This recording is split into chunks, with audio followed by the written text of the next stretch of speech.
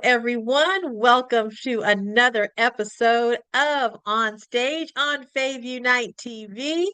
We are here to amplify Black stories and Black storytellers and to address all things culture. So we're so glad that you are with us again on Fave Unite TV. We've got some exciting things happening in our programming, including bringing on new content creators, and we're going to introduce one to you here shortly. But in the meantime, also want to let you know that we have Fave Unite LLC. And Fave Unite LLC is a full marketing consultancy agency, and particularly for those organizations that are culture related, organizations that are wanting to have their brand story told in a way unlike no other. And because we are also a technical company, we have some very new and exciting ways to get your brand to market in ways that no one else can. So we're so excited to be able to share that information with you. Also, I don't know if you've heard this, but I have two new books out. Not one, but two. We have The Sovereignty of Worth and Soul Notes, The Frequency of Plenty. 31 daily affirmations on abundance and worth. So I invite you to go to bouquetcastyle.com to see more about the conversation of worth and how that amplifies a more exciting and more wonderful experience in your life. I just got back from New Orleans not too long ago to accept the Enterprising Women of the Year award. There were about 100 honorees, and I was so grateful to be one of them, to walk across that stage. So lots of great things happening in the Fave Unite family, and thank you so much for being here. So let's get into it with our next guest. Today, we have with us Dr. Precious Flenory. She is a transformational coach, an author, and I've read her books. They are absolutely amazing. She is a teacher and founder of I Am Her Found. It's the podcast where faith meets emotional healing, spiritual maturity, and personal responsibility. It's not surface, folks. It is level motivation. It is depth work. She is also the founder of the Well Experience, a space for women seeking depth, healing, and spiritual maturity. And this is not entertainment driven inspiration. It is intentional conversation designed to help women grow, heal, and lead from a place of clarity and wholeness. The Well Experience is a place for women who are tired of shallow water. They're ready to go deep. At the Well Experience, you will talk about identity, wholeness, marriage, motherhood, purpose, and the hard questions believers don't always ask out loud. At the Well Experience, you confront mindsets that keep women stuck and decimate spiritual cliches. So we are so excited. Dr. Precious Flannery, would you please come on stage? Thank you so much for having me. It is such a pleasure to be on Fave Unite. Such a pleasure. Well, it's a pleasure. It is definitely a pleasure having you with us. So, and by the way, I love the red and white. That looks great on you. Absolutely fabulous. Just fabulous. So, yeah, we've got some great questions, things that people really want to know, particularly women who are going through new experiences in their life. And so I really wanted our audience to get to know more about you as a coach, as a woman of faith, and as well as knowing more about the Well Experience. So, Dr. Precious, you talk about carrying glory without losing yourself.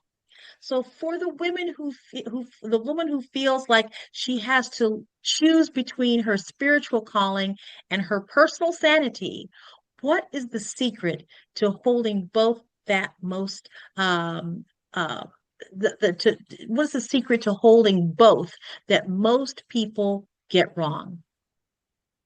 Well, it's not a separate thing. They're both you because we are created in God's image. So what the glory, the anointing that we have is a part of us because that's who God created us to be. So where we lose ourselves is because we think that it's too different, us as a person, and then what we're called to do. But no, it's all one and the same. And once we accept who He has created us to be, then we fully walk in us, not who we have been conditioned to be. So yeah. Yeah, and I love what you said at the end too about not being the person that we've been conditioned to be, because there's so many things out there that tell us what we're supposed to be, based on marketing, based on industry, all of those things. And that is not what we are created to be. We are created to be um, our authentic self, that which we were made to be. So thank you so much for pointing that out right on the onset of this conversation. Um, and we all have those moments. Maybe it's in the middle of a chaotic morning with kids, or a stressful meeting, where our surface level faith feels really thin. So when a woman hits that wall, what is the immediate internal cue she can use to pivot from a spiritual cliche to an actual depth work? Um, so I would have to say, depending on when you say spiritual cliche, what cliche is she using? Is it in God's timing? Because if we are using, so I'll say this, a lot of the one that I used to use was, in God's timing, I'll be healed. In God's timing, God will deliver. No, it's not. Time is not made for God. Time is made for us. So it's when I'm ready to let go of the things that is hurting me, to let go of the things that is having me bound, then will I be free. So a lot of times we hold on to things because why? It's comfortable to us because we're scared of the unknown. Um, we are so conditioned to a certain thing that we don't want to move past. Why? Because when you let go of a thing, there's pains that go along with it. They say growing pains, healing has pain too. It's not cookie code. It's messy. It hurts. It's unlearning to learn. So that's one of the things. And then it's, yeah, pray about it, but there's action that has to go along with it. And faith without works is dead. So Yeah. if I'm having faith for my healing, but I'm not in preparation doing the things that show that I'm working towards that healing, then I will never be healed.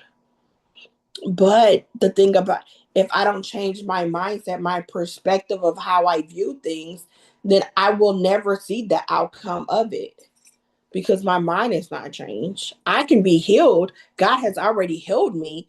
But if I don't view it from that correct lens, then I will always be operating from an unhealed. So, Wow, that's so powerful. So very powerful. And I like the fact that you mentioned the mindset. We are, I love that term mindset, mhm. because it means that your mind is set in a particular direction. And so, what is that mindset? What direction is it going? Is it going in a mindset that is to your detriment, or a mindset that is to your um, your improvement, your an amplified or augmented aspect of your life. And it can go either way, wouldn't you say? Yes. Definitely. Yes, It can yes. help you or hinder you. Can definitely help you or hinder you. So your mindset is so important. And and I love what you also said about, just having those cliches. What do they really mean? What are Mm-hmm. they here for? And so you have to, sounds like what you're sharing is that you've got to know yourself and what it is that you're going through and at a deeper level, and not just like you said at that surface level of, oh Mm-hmm. well, this will happen and call it a day. Mm-hmm. Because God is never, we're never waiting on God. God is always waiting on us. That's so true. That's so true. So let's get into the well experience, right? Yeah. You've mentioned Yeah. that the well experience is for women who are tired of shallow water. I love that. Let's go deep. Let's get deep into it. Can you describe a moment in your own journey where the shallow answer finally failed you? What was the raw emotion that pushed you to demand more of yourself or for yourself and your healing? Um, I would have to say, I would say it was right after um my first husband asked for a divorce. And, I was told for so many years, pray about it, pray about it, pray about it, pray about it. And I was doing all that, and they're like, you pray about it and it's going to get better. And when he asked for that divorce, I knew that it wasn't going to get better. And I felt the rug being pulled from underneath me. And it was like, okay, what now? And because I was so like, he was my world. And I didn't realize at the time I idolized him. Like, I made him my God. But and to give the whole content of it, it wasn't even his fault. Because when I met him, I was not saved. I went to church, but he was part of the reason um I came to God fully. It was through him that I met God on a different level and got saved. But yet from 18 when I said yes to God to 31 at being divorced, I didn't fully develop a close relationship with God. It was still surface. It didn't go deep until 31 till I found myself like, what do I do now? Because the person that you gave me doesn't want me. Like, what do I do now? I did everything that everybody at the church told me to do. I prayed, I fast. What do I do now? So I had to what? Get in the word for myself. I had to I had to go beyond what I was doing. And I had to really apply the word to myself. And not only was like not just praying, but praying and sitting and waiting for God to talk to me instead of me talking to him. So building that full relationship with him and not that one-sided conversation. So instead of seeking his hand, I was seeking his face. Because now at this time, suicide was hitting my mind. Like all this other stuff that I was battling with before I came to him. Like I was a cutter. That started coming back to me. And then on top of that, the person that loved me the most was my grandmother. She had died. So it's like, okay, well, between my grandmother and him, I feel like there were the two people that loved me the most. My so it was like I felt abandoned from my grandmother, and I felt rejected from him. So it's like, but God, did you leave me too? Right. And that's where he was like, no. And that's where I love the Footprints poem. And it was within that the darkest period of my life that I really found God. And I call it my well experience. Yeah.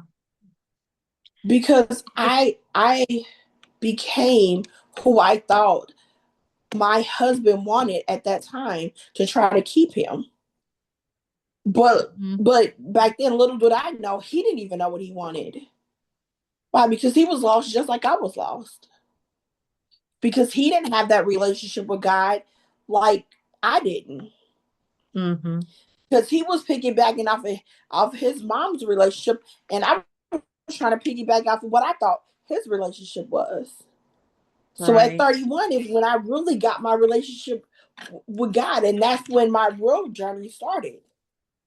Now here I'm at 42, but like I had to have that, as I say, come to Jesus moment where it's like either I'm going to give him my full yes or I'm going to perish. Wow. So that was my moment, sitting in a bathroom with the lights off with a razor blade, thinking about I can't do this. I can't kill myself because I have two boys, but I can go back to cutting myself to kind of make me feel better. I'm alive. I feel seen because that's what I used to do when I was a teenager.